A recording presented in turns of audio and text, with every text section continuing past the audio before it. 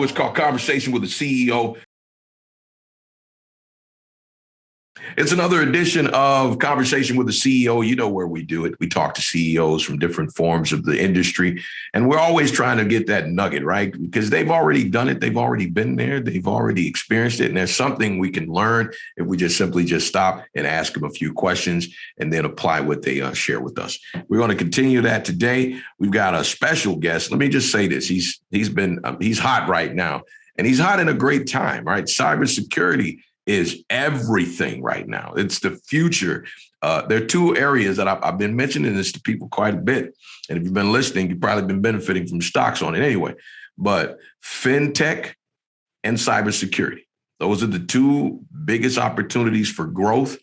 And you see it happening day to day. It's going to be part of that full system. He caught on to this early. He is the CEO of Baxter, Clewis Consulting. His name is Boyd Clewis. He has got a great story. We're going to get a chance. Matter of fact, today's episode is brought to you by Baxter Clewis Consulting, especially if you're in that IT world and you're trying to get your game up. Listen, you need to reach out, invest in this man's business because it will change your life. I'm telling you that right now. All right, we've got him with us today. What's going on there, sir? And it's a pleasure to have you, man. Hey, man, I appreciate you having me here. Another beautiful day in the neighborhood. Yeah, it is, isn't it, man? I saw you the other day, man. You were doing business right by the ocean, so that's a great that's great inspiration, man. And we love that, man. And I'm proud of you, man, and everything that you're doing, man. Your story is amazing. So let's start with your story, man. You come from a family of education. Your mom is a teacher. Am I correct? You are correct, man. It's funny. I come from a family that is all about education, but I happen to be the only person in my family without a college degree. Wow. Yeah. That is crazy. So let's talk about that, man. You know, that had to be kind of difficult for you in a sense, because when you come from a family of education, it's kind of like you live up to that family name. And then all of a sudden you're finding yourself saying, well, that's not my path. I'm going to be doing something a little different. So walk me through that process of what that was as a challenge to you. Yeah. So I went to the University of North Texas in Denton, and I actually walked onto the track team. I was a high jumper. Okay.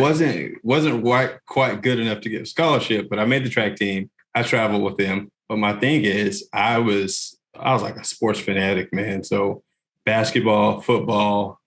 And instead of going to class, I played at the rec all day, and I failed out my freshman year. What people don't tell you is, when you make that transition from high school over to college, there's nobody forcing you to go to class anymore. There's no bell schedule. That didn't work for me. That didn't work for me. So I chose to do the things that I wanted to do, not the things that I had to do. And so it didn't work out for me. I failed out after my first year. And I really felt like I disappointed my parents because of that. Wow, man. So obviously during that time you were trying, you did get some work, and you figured you found somewhere to pay the bills. Is that right? And you went through some challenges. Let's talk about that, and let's see how you found your way, because right now you're in high demand. You're making 7 figures on your business. That's an amazing story. So let's go through that moment before you got here. Yeah. What you do? What I did was that freshman year, I did a lot of partying, a lot of all that good stuff. Ended up having a kid and fell out of college. So I decided to go into the workforce. So I need to feed my son. And I ended up working for one of the largest copying print companies in the U.S. And they set up operations here in Dallas. And I worked in accounts receivable. Okay. What I would do is I was correct billing issues. And I was making very, very little money. Very little money. Not enough to pay the bills, basically. You were still robbing Peter to pay Paul. Oh, yeah. Absolutely. And so after doing that for about 3 years, It's a Japanese company. The company's leadership flew in from Japan, greeted us all, and then told us that they were firing us all because they were closing down operations and moving it from Dallas to Orange County, California. I was like, Wow. what? Yeah, man. I was like, already not making any money, and now y'all just gonna pull the plug. But one of the things that I did while I was working in accounts receivable, I'd actually discovered my passion for technology. Number one, around that time, the iPhone had came out. I was like, oh my God, it just blew my mind. Because, we go from these candy bar flip phones to this device that I can do everything on. It was pretty cool. And so our structure at the company was weird. Our IT support was actually in West Caldwell, New Jersey. So if a desktop broke, they would literally have to pack it up, ship it, and send it to New Jersey. And the person would sit there idle and not be able to get any work done. When new computers came in, an IT person would have to come in from New Jersey to set up the computer for the new people. I was like, you know what? I can do that stuff. I can figure this stuff out. So I started setting up computers, and eventually I removed a couple viruses. And I was like, you know what? This seems like a pretty cool career that I could eventually venture into. But I was comfortable, even though I wasn't making a lot of money. Change just seemed kind of weird, so I was comfortable. So thankfully that that opportunity for career advancement through that layoff came. So while I was laid off for 6 months, I got on YouTube, I got old computer parts, and I figured out enough information to learn how to land my first IT job. And that's how I made the transition into IT. No formal education. I taught myself everything. Now, you got to give yourself full credit on that in the sense that you're talking about YouTube in the infancy stage when people don't understand what YouTube really is at this point. Now, everybody uses YouTube to do a bunch of things, but you had the ability to notice that YouTube had information on there that could tell you. How did you even figure that out? Because it was so new, people didn't even really know what YouTube was.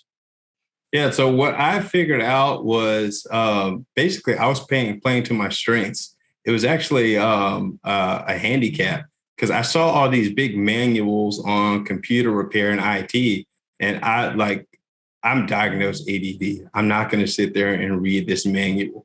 So I started looking online and looking for video resources, and I found a few things on YouTube, and I was like, this could actually work. So what I did was essentially built my own curriculum based on the concepts that I needed to learn. So it wasn't just like a specific channel. It was a hodgepodge of things that helped me discover those concepts so they can make sense to me.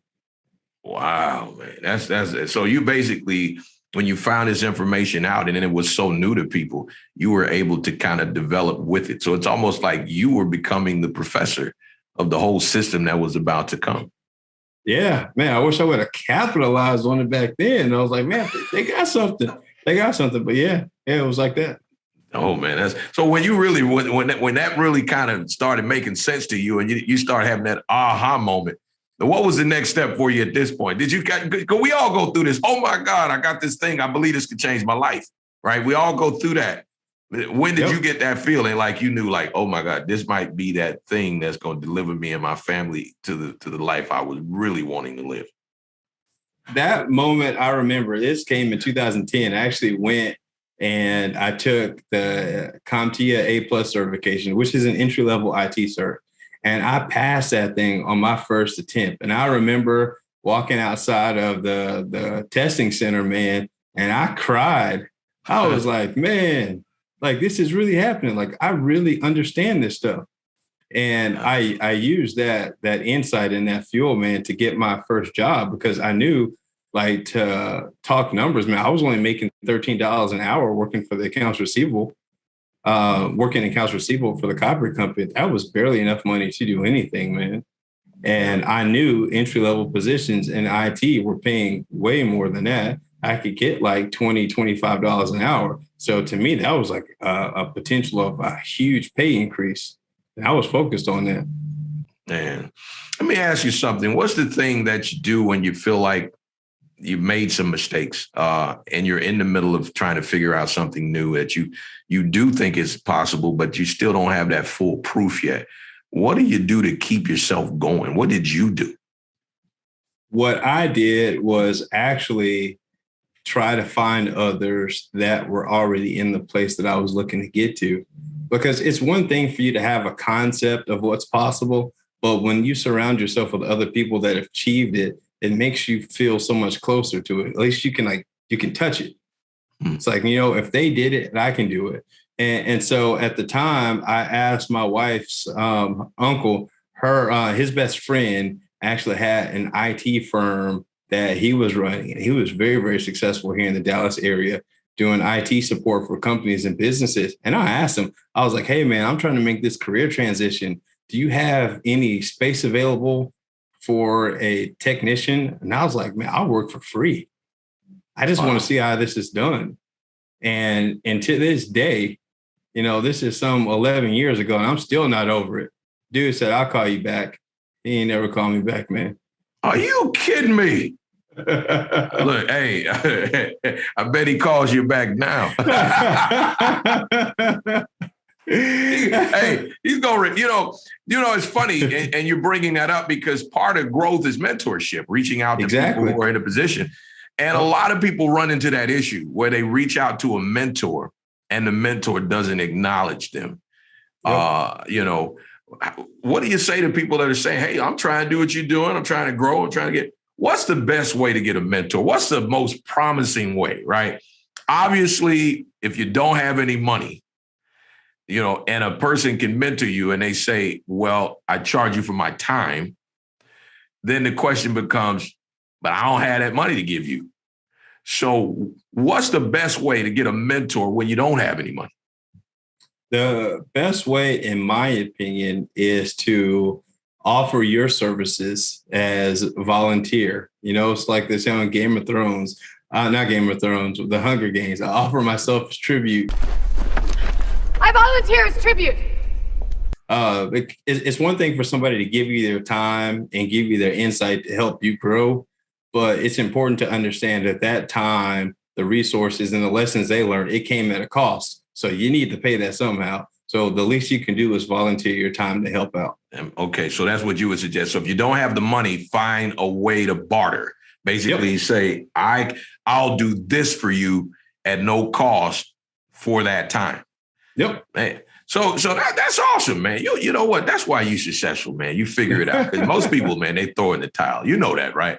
They throw in the towel and say, I don't have the money, and they just let the days pass by when they could get some help. Just like you, man. You know some stuff now. So at this point, somebody wants to get where you are. They need to be like, yo, what do I need to do to get lunch with you? How can I get dinner? Like, I want to learn. And if you was even say, well, it's going to cost you this, they need to figure that out. Or they need to, like you say, barter. They need to just fight for it. And it seems like to me, you understood that early. You understood a lot of stuff early, brother.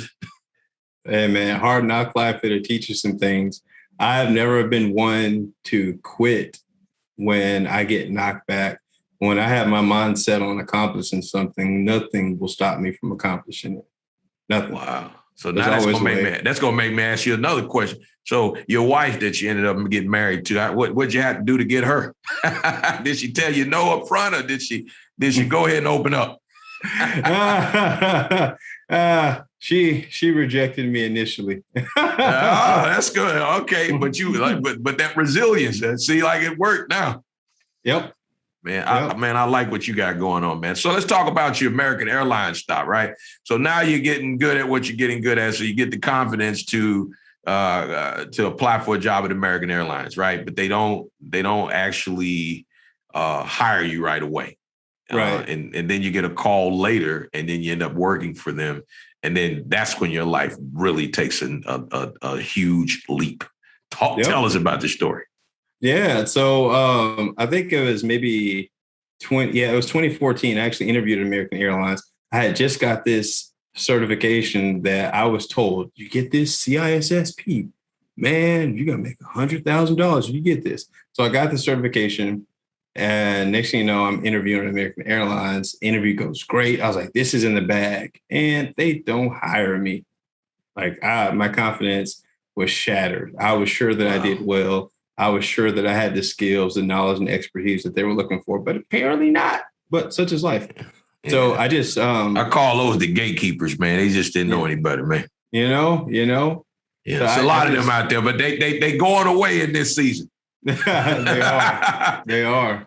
Yeah, keep going, man. I like this. Great I went story. back to just developing my craft even more because I figured out along the path that the person that has the most impact, the person that gets the money that they deserve, is not a generalist, it's a specialist.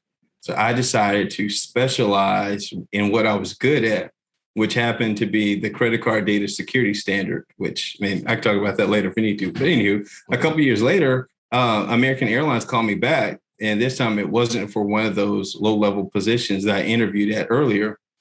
Previously, it was for the senior security architect position for the entire company.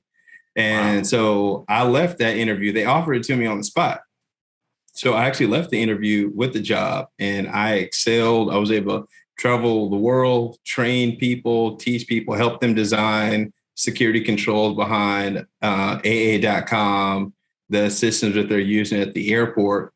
And was even in the position where the guy that didn't previously hire me when I interviewed in 2014, he had to report to me and come to me for advice on what to do with his program that he was running at American Airlines. And I absolutely loved that moment. I loved it. Loved it. Bet you did. To me, what you're talking about, and I love that you're sharing this story, man, because it comes off like that's like taking something from you when you know you're qualified for something, and then the person in front of you literally just says no, and doesn't give you that opportunity. It's almost like they take something from you, and that's what it is. But hey, keep going, man. I didn't want to interrupt you, man. It's just this is a great story. I hope it inspires someone that's in the middle of the same situation right now. They've been rejected. They've been told no. And your story about the guy having to come to you, man, that's freaking amazing. Go ahead. Yeah, I loved it.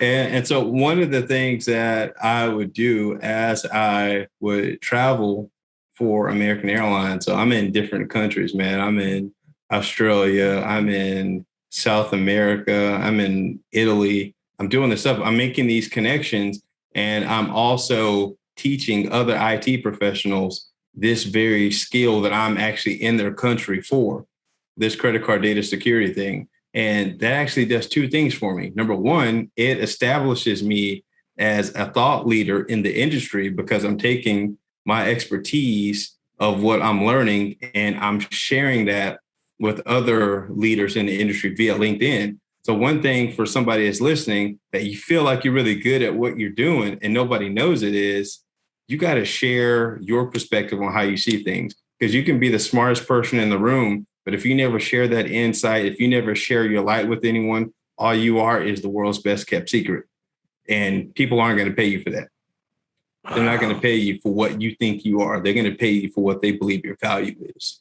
Mm-hmm. And so what would you say to someone? So how do you share? So where are some things they can do to share this information in such a way where they're feeling like, okay, it's benefiting me. I'm not just giving it away and someone's stealing it from me.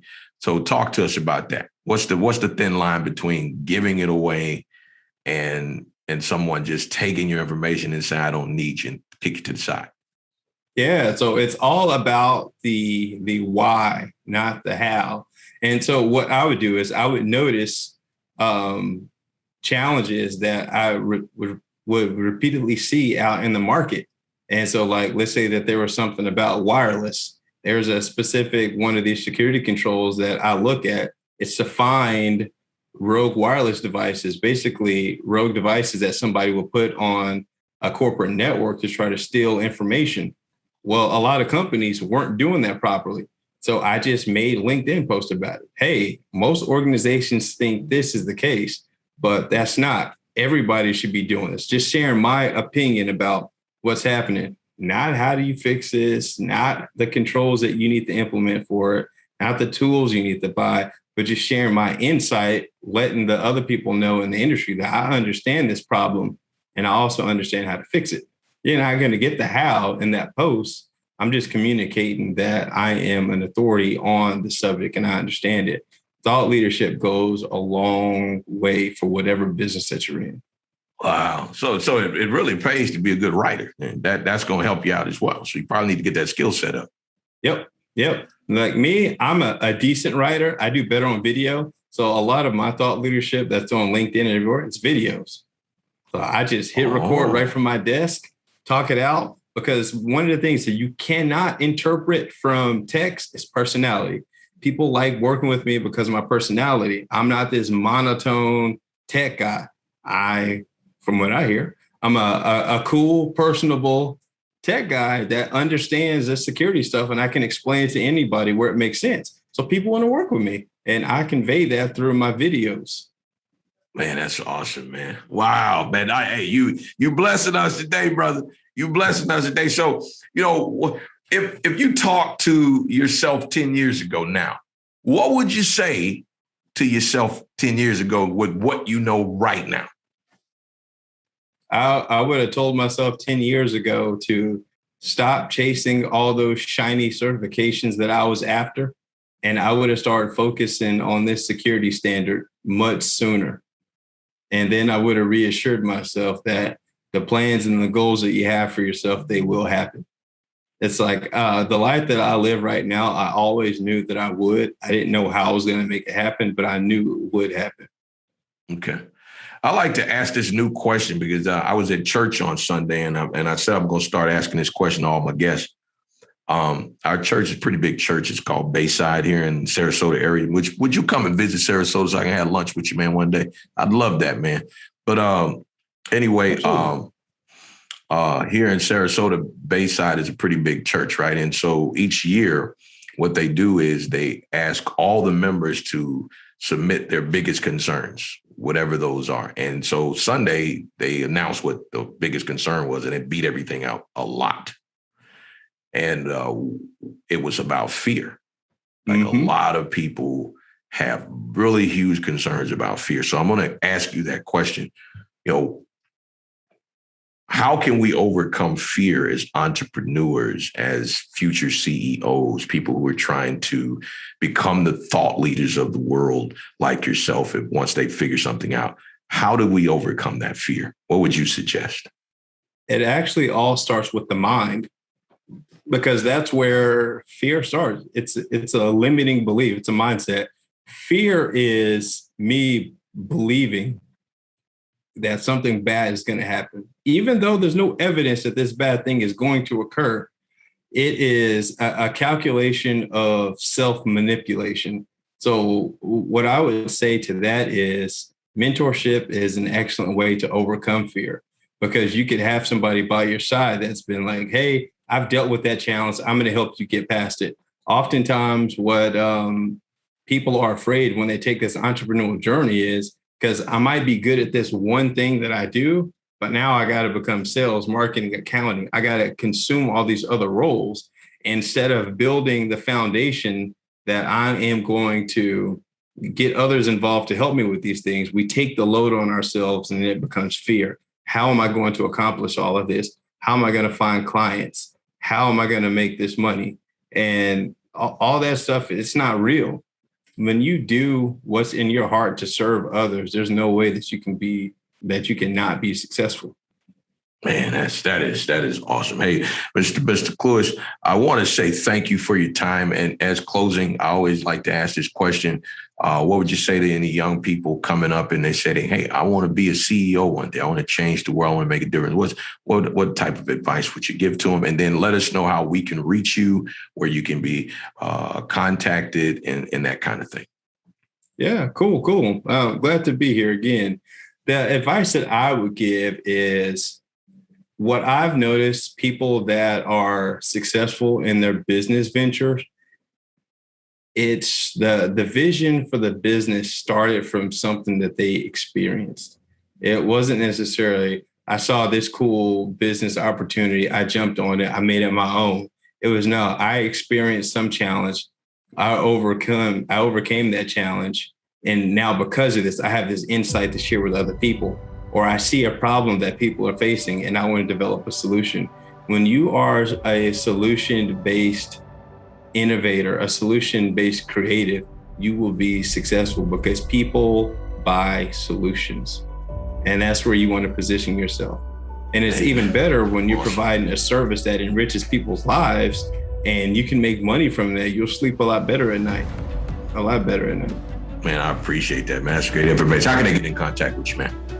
I am everywhere. LinkedIn, Facebook, Instagram, at Boyd Clewis. And you can even go to boydclewis.com. There's information on the website about me, my company, my podcast, Don't Be an IT Guy, all that good stuff. Hey, man, you're going to be on that Forbes under 40. They better be watching, man. That's coming, and you're going to be on there, man. And I'm excited about that, man. It's great to see you do your thing, man. And your story is going to inspire a lot of people. So I hope people listen. If you're watching this episode, go find out more about this guy. You need to follow him. You need to be attached to him. You need to see what he's doing, because the road he took, we've all been there. We've done that. We've been in places we've got rejected.